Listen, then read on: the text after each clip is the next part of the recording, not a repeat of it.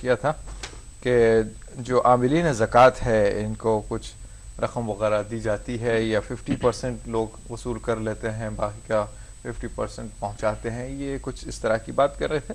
تو جائز طریقہ کیا ہے کہ عاملین کو کیا حصہ ملے گا اور جو حق ہے اس کو کتنا ادا کیا جائے گا؟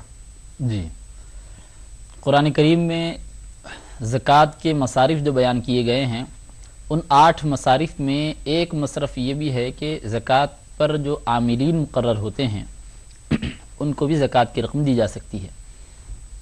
لیکن عاملین کا مطلب کیا ہے اس کو سمجھنے کی ضرورت ہے.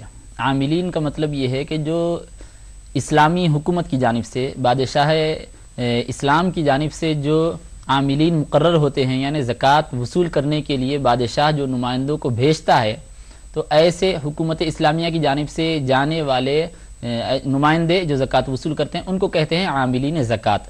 لیکن ہندوستان جیسے ممالک میں جو مدارس کی جانب سے نمائندے جاتے ہیں، سفیر جاتے ہیں اور زکوٰۃ وصول کرتے ہیں، تو ان کو شرعی اعتبار سے عامل کہا جائے گا. عاملین زکوٰۃ میں ان کا شمار ہوگا یا نہیں ہوگا، یہ ایک سوال ہے. اس سلسلے میں علماء اکرام کے 2 نقطۂ نظر ہیں.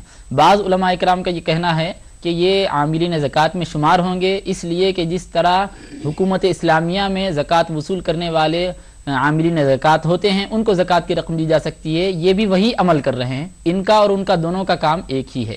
لیکن دوسرا قول یہ ہے کہ دیگر علماء اکرام یہ کہتے ہیں کہ یقیناً کام دونوں کا ایک ہی ہے، لیکن وہاں پر حکومت اسلامیہ کی جانب سے مقرر کردہ عاملین ہیں، اس وجہ سے ان کو زکوٰۃ کی رقم دی جا سکتی ہے، اور یہ حکومت اسلامیہ کی جانب سے مقرر نہیں ہیں بلکہ یہ مدارس کے محدود انتظامیہ کی جانب سے مقرر ہیں. اس وجہ سے یہ عاملین زکوٰۃ میں ان کا شمار نہیں ہوگا اور ان کو زکوٰۃ کی رقم نہیں دی جا سکتی.